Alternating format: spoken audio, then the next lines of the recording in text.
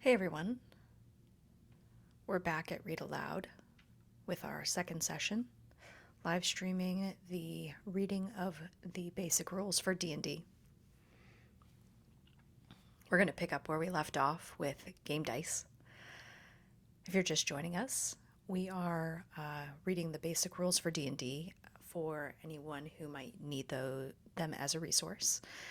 I am reading through the document, or I will be. I'll be reading through the document in sessions, and if you have any questions, you're more than welcome to let me know. Otherwise, it'll just be me reading, and you can use this as a resource to play Dungeons and Dragons. All right, let's jump in. Game dice. This is page 4. The game uses polyhedral dice with different numbers of sides. You can find dice like these in game stores and in many bookstores. In these rules, the different dice are referred to by the letter D, followed by the number of sides: D4, D6, D8, D10, D12, and D20. For instance, a D6 is a 6-sided die, the typical cube that many games use. Percentile dice or D100 work a little differently. You generate a number between 1 and 100 by rolling 2 different 10-sided dice numbered from 0 to 9. One die, designated before you roll, gives the tens digit, and the other gives the ones digit. If you roll a 7 and a 1, for example, the number rolled is 71. 2 zeros represent 100.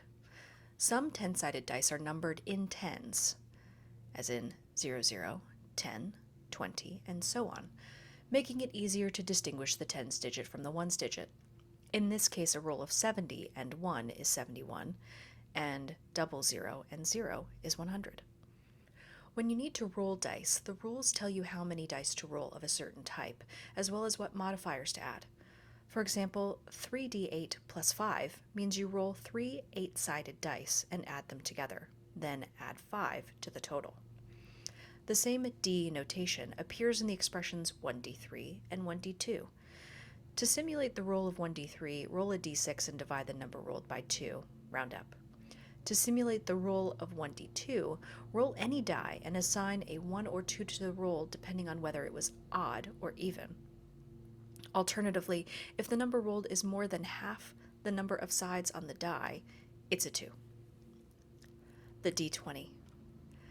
Does an adventurer's sword swing, hurt a dragon, or just bounce off of its iron-hard scales? Will the ogre believe an outrageous bluff? Can a character swim across a raging river? Can a character avoid a main blast of a fireball, or does he or she take full damage from the blaze? In cases where the outcome of an action is uncertain, the Dungeons & Dragons game relies on rolls of a 20-sided die, a d20, to determine success or failure. Every character and monster in the game has capabilities defined by 6 ability scores. The abilities are Strength, Dexterity, Constitution, Intelligence, Wisdom, and Charisma, and they typically range from 3 to 18 for most adventurers. Monsters might have scores as low as 1 or as high as 30. These ability scores and the ability modifiers derived from them are the basis for almost every d20 roll that a player makes on a character's or monster's behalf. Ability checks and attack rolls and saving throws are the 3 main kinds of d20 rolls, forming the core of the rules of the game. All 3 follow these simple steps. 1. Roll the die and add a modifier. Roll a d20 and add the relevant modifier. This is typically the modifier derived from one of the 6 ability scores, and it sometimes includes a proficiency bonus to reflect a character's particular skill. See Chapter 1 for details on each ability and how to determine an ability's modifier. 2. Apply circumstantial bonuses and penalties. A class feature, a spell, a particular circumstance, or some other effect might give a bonus or penalty to the check. Compare the total to a target number. If the total equals or exceeds the target number, the ability check, attack roll, or saving throw is a success. Otherwise, it's a failure. The DM is usually the one who determines target numbers and tells players whether their ability checks, attack rolls, and saving throws succeed or fail. The target number for an ability check or saving throw is called a difficulty class, or DC. The target number for an attack roll is called an armor class, or AC.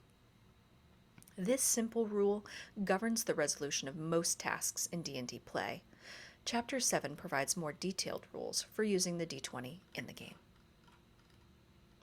Advantage and disadvantage. Sometimes an ability check, attack roll, or saving throw is modified by special situations called advantage and disadvantage. Advantage reflects the positive circumstances surrounding a d20 roll, while disadvantage reflects the opposite. When you have either advantage or disadvantage, you roll a second d20 when you make the roll. Use the higher of the two rolls if you have advantage, and use the lower roll if you have disadvantage. For example, if you have disadvantage and roll a 17 and a 5, you use the 5. If you instead have advantage and roll those numbers, you use the 17. More detailed rules for advantage and disadvantage are presented in Chapter 7. Specific beats general. This book contains rules, especially in parts 2 and 3, that govern how the game plays. That said, many racial traits, class features, spells, magic items, monster abilities, and other game elements break the general rules in some way, creating an exception to how the rest of the game works. Remember this: if a specific rule contradicts a general rule, the specific rule wins. Exceptions to the rules are often minor. For instance, many adventurers don't have proficiency with longbows, but every wood elf does because of a racial trait. That trait creates a minor exception in the game. Other examples of rule breaking are more conspicuous. For instance, an adventurer can't normally pass through walls, but some spells make that possible. Magic accounts for most of the major exceptions to the rules. Round down. There's one more general rule you need to know at the outset. Whenever you divide a number in the game, round down if you end up with a fraction, even if the fraction is 1/2 or greater. Adventures. The Dungeons & Dragons game consists of a group of characters embarking on an adventure that the Dungeon Master presents to them. Each character brings particular capabilities to the adventure in the form of ability scores and skills, class features, racial traits, equipment, and magic items. Every character is different, with various strengths and weaknesses, so the best party of adventurers is one in which the characters complement each other and cover the weaknesses of their companions. The adventurers must cooperate to successfully complete the adventure. The adventure is the heart of the game, a story with a beginning, a middle, and an end. An adventure might be created by the Dungeon Master or purchased off the shelf, tweaked and modified to suit the DM's needs and desires. In either case, an adventure features a fantastic setting, whether it's an underground dungeon, a crumbling castle, a stretch of wilderness, or a bustling city. It features a rich cast of characters. The adventures created and played by the other players at the table, as well as non-player characters, or NPCs. Those characters might be patrons, allies, enemies, hirelings, or just background extras in the adventure. Often, one of the NPCs is a villain, whose agenda drives much of an adventure's action. Over the course of their adventures, the characters are confronted by a variety of creatures, objects, and situations that they must deal with in some way. Sometimes the adventurers and other creatures do their best to kill or capture each other in combat. At other times, the adventurers talk to a creature, or even a magical object, with a goal in mind. And often the adventurers spend time trying to solve a puzzle, bypass an obstacle, find something hidden, or unravel the current situation. Meanwhile, the adventurers explore the world, making decisions about which way to travel and what they'll try to do next.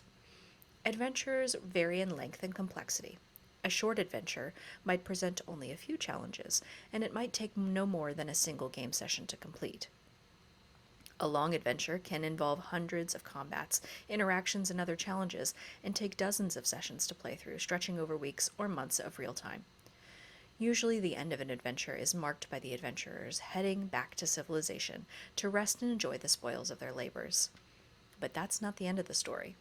You can think of an adventure as a single episode of a TV series, made up of multiple exciting scenes. A campaign is the whole series, a string of adventures joined together with a consistent group of adventurers following the narrative from start to finish.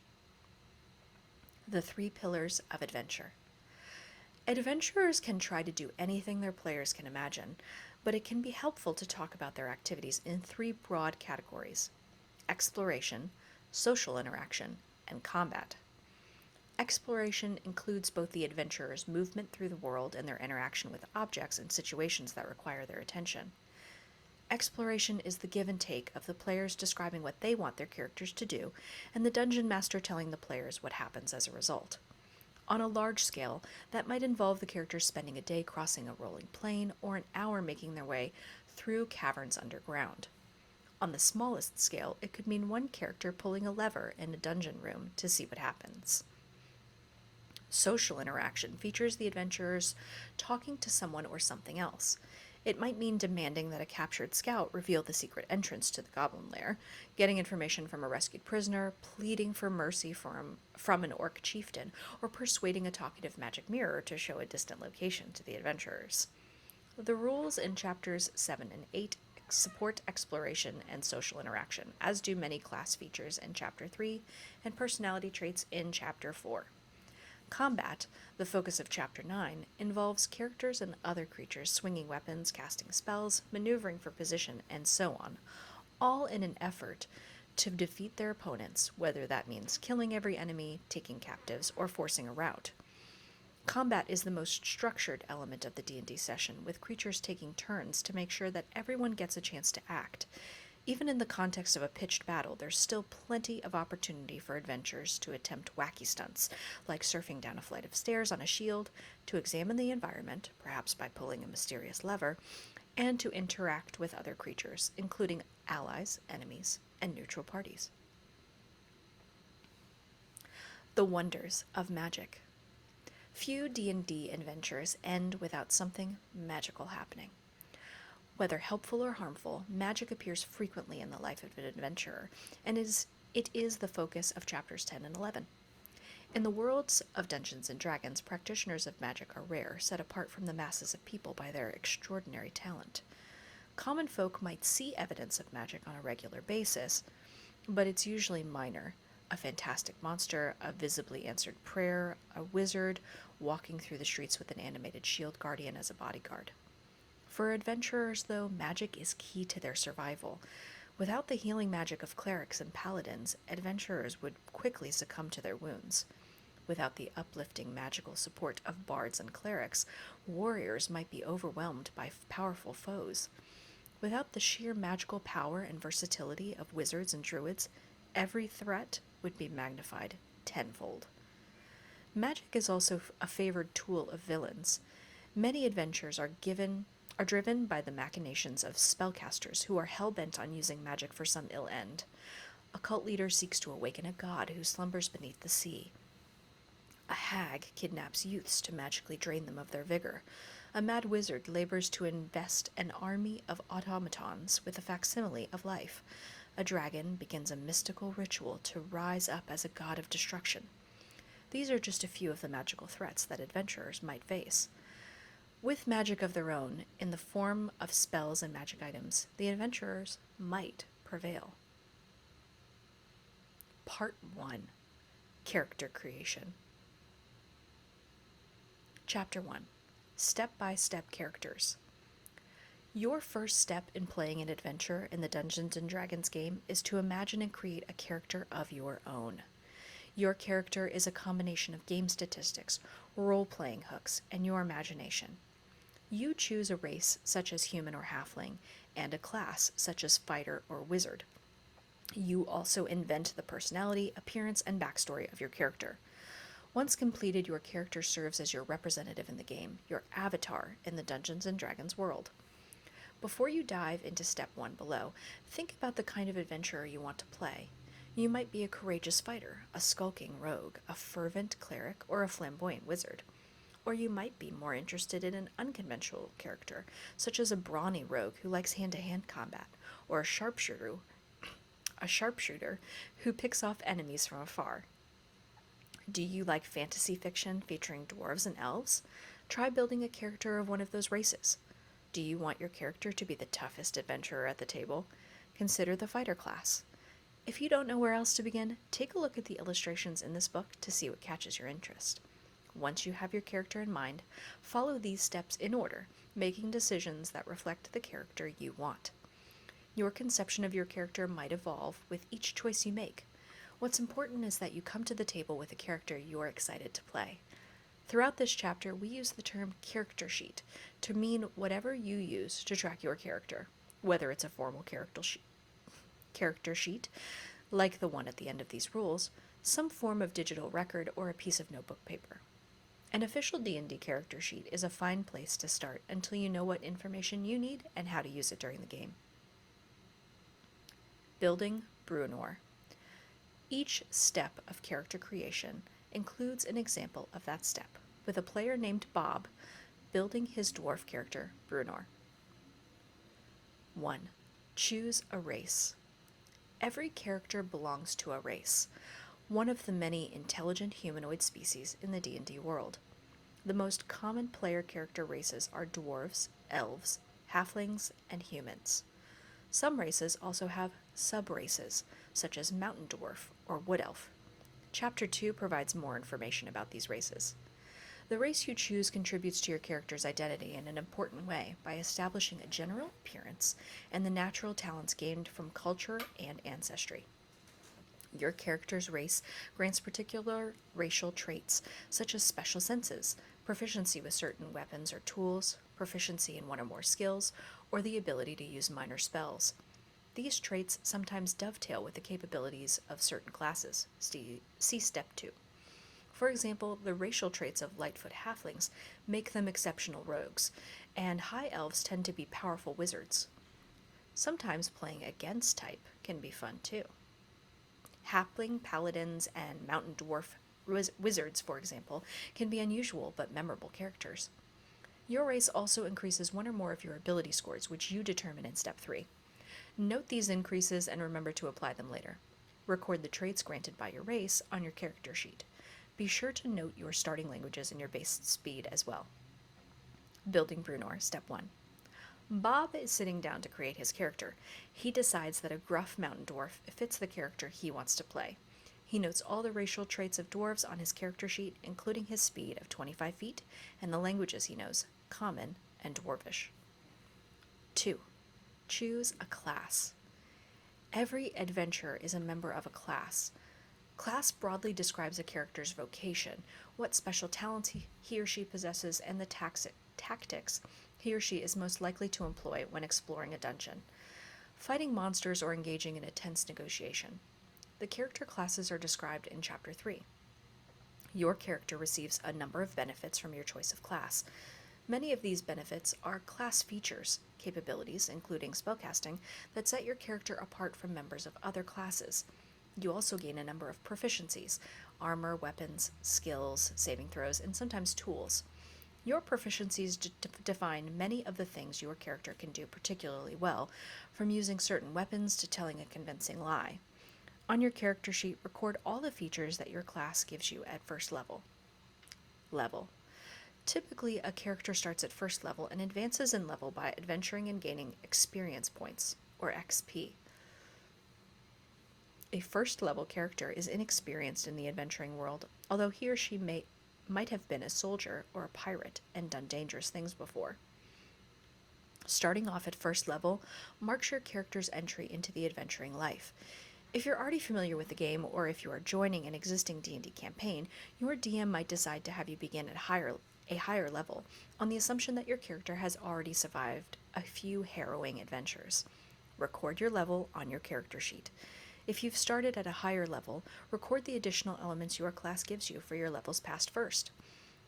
Also record your experience points. A first level character has 0 XP. A higher level character typically begins with the minimum amount of XP required to reach that level. See Beyond First Level later in this chapter. Hit points and hit dice. Your character's hit points define how tough your character is in combat and other dangerous situations. Your hit points are determined by your hit dice, short for hit point dice. At first level, your character has one hit die, and the die type is determined by your class. You start with hit points equal to the highest roll of that die, as indicated in your class description. You also add your Constitution modifier, which you'll determine in Step 3. This is also your hit point maximum. Record your character's hit points on your character sheet. Also record the type of hit die on your character uses and the number of hit dice you have. After you rest, you can spend hit dice to regain hit points. See Resting in Chapter 8. Proficiency bonus. The table that appears in your class description shows your proficiency bonus, which is +2 for a first level character. Your proficiency bonus applies to many of the numbers you'll be recording on your character sheet. Attack rolls using weapons you're proficient with, attack rolls with spells you cast, ability checks using skills you're proficient in, ability checks using tools you're proficient with, saving throws you're proficient in, saving throw DCs for spells you cast, explained in each spellcasting class. Your class determines your weapons proficiencies, your saving throw proficiencies, and some of your skill and tool proficiencies. Skills are described in Chapter 7, Tools in Chapter 5. Your background gives you an additional skill and tool proficiencies, and some races give you more proficiencies. Be sure to note all of these proficiencies as well as your proficiency bonus on your character sheet.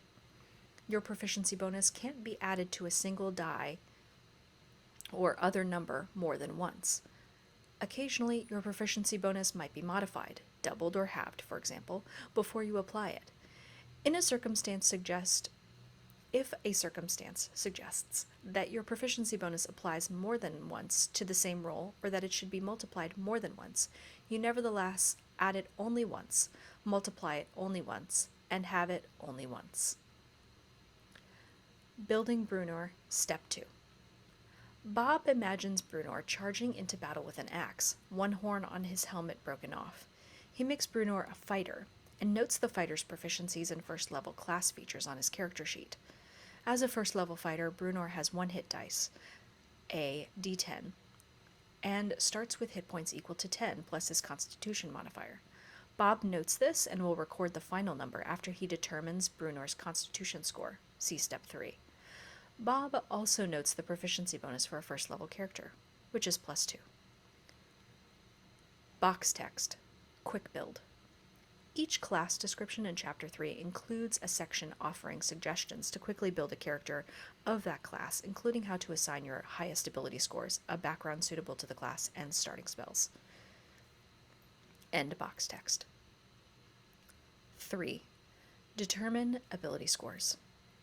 Much of what your character does in the game depends on his or her 6 abilities: Strength, Dexterity, Constitution, Intelligence, Wisdom, and Charisma. Each ability has a score, which is a number you record on your character sheet. The 6 abilities and their use in the game are determined in Chapter 7. The ability score summary table provides a quick reference for what qualities are measured by each ability, what races increases which abilities, and what classes consider each ability particularly important. You generate your character's 6 ability scores randomly. Roll 4 6-sided dice and record the total of the 3 highest dice on a piece of scratch paper. Do this 5 more times so that you have 6 numbers. If you want to save time or don't like the idea of randomly determining ability scores, you can use the following scores instead: 15, 14, 13, 12, 10, 8. Now take your 6 numbers and write each number beside one of your character's 6 abilities to assign scores to Strength, Dexterity, Constitution, Intelligence, Wisdom, and Charisma. Afterward, make any changes to your ability scores as a result of your race choice. After assigning your ability scores, determine your ability modifiers using the ability scores and modifiers table. To determine an ability modifier without consulting the table, subtract 10 from the ability score and then divide the result by 2. Round down. Write the modifier next to each of your scores. Building Bruenor, Step 3. Bob decides to use the standard set of scores, 15, 14, 13, 12, 10, 8, for Bruenor's abilities. Since he's a fighter, he puts his highest score, 15, in Strength. His next highest, 14, goes into Constitution. Brunar might be a brash fighter, but Bob decides he wants the dwarf to be older, wiser, and a good leader, so he puts decent scores in wisdom and charisma. After applying his racial benefits, including Brunar's constitution by 2 and his strength by 2, Brunar's ability scores and modifiers look like this: strength 17, with an ability modifier of plus 3, dexterity 10, with an ability modifier of plus 0, constitution 16, with an ability modifier of plus 3, intelligence 8, with an ability modifier of minus 1, wisdom 13, with an ability modifier of plus 1, charisma 12, with an ability modifier of plus 1. Bob fills in Brunar's final hit points, 10 plus his constitution modifier of plus 3, for a total of 13 hit points. Table: ability scores and modifiers. If your score is 1, the modifier is negative 5. If your score is 2 to 3, the modifier is negative 4. If the score is 4 to 5, the modifier is negative 3. If the score is 6 to 7, the modifier is negative 2. If the score is 8 to 9, the modifier is negative 1. If the score is 10 to 11, the modifier is 0. If the score is 12 to 13, the modifier is plus 1. If the score is 14 to 15, the modifier is plus 2. If the score is 16 to 17, the modifier is plus 3. If the score is 18 to 19, the modifier is plus 4. If the score is 20 to 21, the modifier is plus 5. If the score is 22 to 23, the modifier is plus 6. If the score is 24 to 25, the modifier is plus 7. If the score is 26 to 27, the modifier is plus 8. If the score is 28 to 29, the modifier is plus 9. And if the score is 30, the modifier is plus 10. Ability score summary. Strength measures natural athleticism and bodily power. It's important for fighters. Racial increases. Mountain dwarf receives plus 2. Human receives plus 1. Dexterity measures physical agility, reflexes, balance, and poise. Important for rogues. Racial increases. Elves receive plus 2. Halfling plus 2. Human plus 1. Constitution measures health, stamina, vital force. Important for everyone. Racial increases. Dwarf receives plus 2, stout halfling plus 1, human plus 1. Intelligence measures mental acuity, information recall, and analytical skill. Important for wizards. Racial increases. High elf receives plus 1, human plus 1. Wisdom measures awareness, intuition, and insight. Important for clerics. Racial increases. Hill dwarves receive plus 1. Wood elves receive plus 1. Humans receive plus 1. Charisma measures confidence, eloquence, and leadership. Important for leaders and diplomatic characters. Racial increases. Lightfoot halflings receive plus 1, and humans receive plus 1. Variant. Customizing ability scores. At your Dungeon Master's option, you can use this variant for determining your ability scores. The method described here allows you to build a character with a set of ability scores you choose individually. You have 27 points to spend on your ability scores. The cost of each score is shown on the ability score point cost table. For example, a score of 14 costs 7 points. Using this method, 15 is the highest ability score you can end up with before applying racial increases. You can't have a score of lower than 8.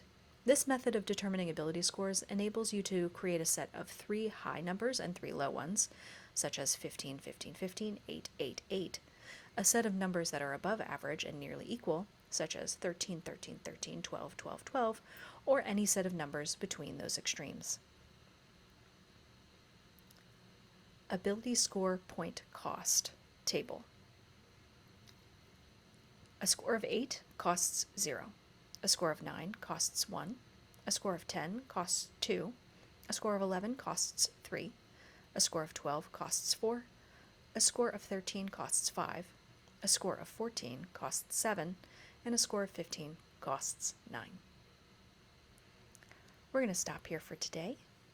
I appreciate everyone listening, if you are, and if not, I hope you hear this at a later date.